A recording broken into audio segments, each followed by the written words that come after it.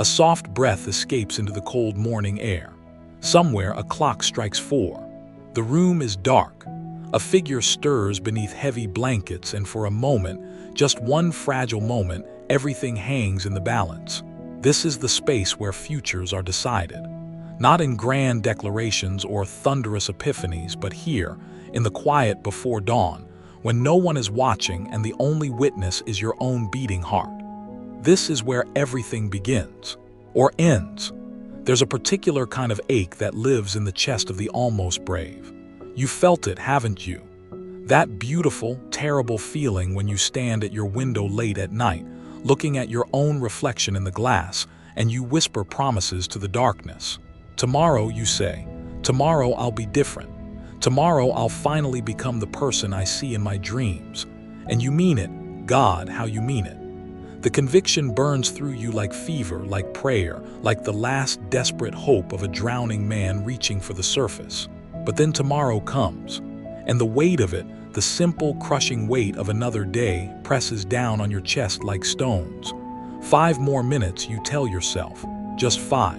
And those 5 minutes become an hour, become a week, become a year of your life that slips away like water through open fingers. Why? Why does the fire that burns so bright in the darkness always seem to die in the light of day? Let me tell you about someone. His name was Ethan, though it could have been yours, could have been mine. He lived in one of those ancient towns where time moves differently, where stone walls remember centuries, and the same families have walked the same streets for so many generations that the very cobblestones seem to know their names. Picture it: narrow lanes that twist and turn like secrets, windows with flower boxes overflowing with geraniums, and every evening the church bells singing out across terracotta rooftops, marking time in a way that feels both eternal and fleeting. Ethan was 23, with hands already rough from his father's workshop, and eyes that held dreams too big for the small room where he slept. Above a bakery, he'd lie awake at night, laptop glowing in the darkness, watching other people's victories unfold in perfectly edited videos. Architects who shaped skylines, artists who moved souls, speakers who commanded thousands with nothing but their words and their certainty. And after each video, Ethan would feel it rising in him, that magnificent, intoxicating surge of possibility. Yes, he'd think, sitting up straighter, his reflection blazing in the darkened window. Yes, this is it. This is the moment everything changes. Tomorrow I wake at dawn. Tomorrow I study for 6 hours straight. Tomorrow I become the man I was meant to be. His heart would race with it, this beautiful lie we tell ourselves when inspiration strikes like lightning in the night. And for one day, maybe 2 if he was lucky, it would feel true. He'd leap from bed before dawn, every cell in his body electric with purpose. He'd crack open his books, sharpen his pencils, sketch buildings that existed only in the cathedral of his imagination. He'd feel reborn, transformed, invincible. But then Wednesday would arrive, or Thursday. The alarm would shatter the darkness, and that voice, you know, the voice would whisper, just rest today, just this once. You'll start again tomorrow, I promise. Tomorrow. The seasons turned this way. Spring became summer, became autumn, became winter, became another spring, and Ethan remained the same. Each time the motivation faded, and it always faded, he felt something inside him crumble a little more. Perhaps he began to think, perhaps some people are simply born with something I lack. Perhaps greatness isn't meant for everyone. Then came the morning that split his life in 2. October. The air tasted of smoke and rain and something ending. Ethan was crossing the square when he saw Benjamin, a friend from childhood he'd barely thought about in years. But something made him stop and stare. Benjamin looked different, not in an obvious way, nothing you could point to and name. But there was something in his eyes, in the way he moved through the world. A quiet certainty, like a man who'd found his way home after being lost for years. They sat at a cafe as afternoon light slanted through the windows, and Ethan couldn't help himself. What happened to you? The words came out raw, almost desperate. You've changed. You look like you figured out some secret the rest of us are still searching for. Benjamin studied his coffee for a long moment, and when he looked up, his smile was gentle, almost sad. "I stopped waiting," he said simply. "I stopped waiting to feel ready, stopped waiting for motivation to save me. I learned something, Ethan. Something nobody talks about in those videos that keep you up at night. Tell me." It came out like a prayer. "Meet me tomorrow, 5 in the morning. The old bridge by the river. I want to show you something." The next morning arrived cold and dark and utterly without mercy. Every step toward the river felt like walking through deep water. Every part of Ethan screamed to turn back, to surrender to the warm oblivion of his bed. But something, some last ember of hope he'd thought had died, kept his feet moving forward. Benjamin was already there, and beside him stood an old man Ethan had seen 1,000 times but never really noticed. The fisherman, Pieter. He came every morning, everyone knew that. Rain, shine, storm, snow.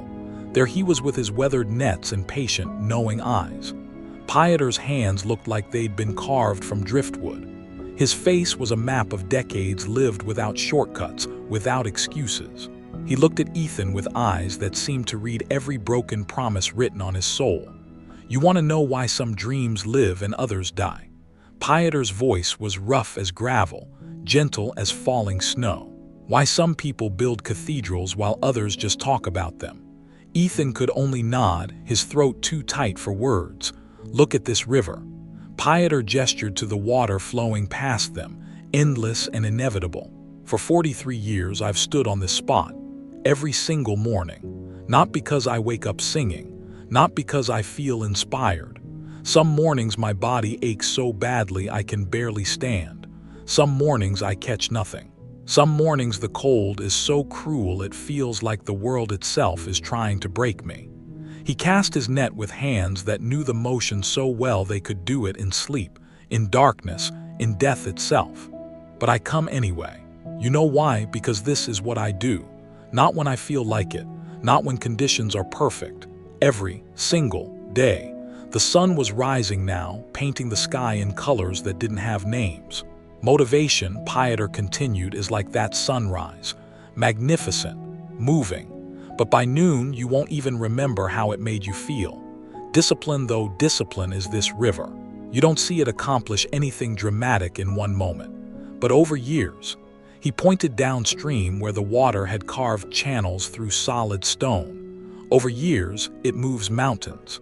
That's the power of showing up when nobody's watching, when nobody cares, when you don't even care yourself anymore. That's when it matters most." Then he told them about the bamboo. "Years ago, I traveled east, met a farmer who showed me something I've never forgotten. He'd planted a seed, Chinese bamboo, 5 years before I arrived. And for 5 years, he'd watered that spot every single day. Rain or shine, sick or healthy. Every day for 5 years, and nothing grew, nothing. His neighbors thought he'd lost his mind. His family begged him to stop wasting his time. 5 years with nothing to show for it. Ethan felt something crack open in his chest, but he had faith. He understood what nobody else could see. That tree was growing, just not where anyone could witness it. It was building roots deep in the darkness, creating a foundation strong enough to support a miracle. And in the 6th year, in just 6 weeks, that bamboo shot up 90 feet into the sky. 90 feet. But it wasn't 6 weeks of growth. It was 6 years. All that patience, all that faith, all those mornings when he questioned everything. They were all building toward something invisible until suddenly it wasn't. Pieter's eyes held Ethan's like hands holding a drowning man. "Your dreams are that bamboo. You've been waiting to see the tree, getting heartbroken when nothing appears. But are you willing to water it every day when you can't see any results? That's not motivation. That's love. That's faith. That's discipline. And that's what separates those who dream from those who build." Something fundamental shifted in Ethan that morning. Some wall between who he was and who he could become simply dissolved. He'd been waiting for proof before he committed. But that's not how life works. The proof comes after, always after. That morning, Ethan didn't go home and make grand promises. He opened his architecture book and studied for 1 hour. Just one. The next morning he did it again, and the next. Some days he felt inspired. Most days he didn't, but he showed up anyway. Seasons turned. Years passed. There were countless mornings he wanted to quit, but he remembered the bamboo growing in darkness, and he watered his dreams. 5 years later, Ethan stood in the square as they unveiled his design, a community center that would serve generations. As people celebrated, his eyes found Pieter in the crowd. The old fisherman simply nodded. That evening, a young woman approached him. "How did you do it? What's your secret?" Ethan smiled, thinking of all those dark mornings by the river. "There is no secret," he said softly. "Just this: stop waiting to feel ready. Decide what matters, then show up for it every single day. Trust what you cannot see. Trust the river. Trust the bamboo. Trust that every small, unsexy, unglamorous action is a root growing deeper in the darkness. And one day, you'll wake up and realize you've become exactly who you were meant to be. Not because lightning struck, but because you showed up. Every day, even when it didn't matter, especially when it didn't matter. The river flows on, dawn breaks again. The choice is always now, always."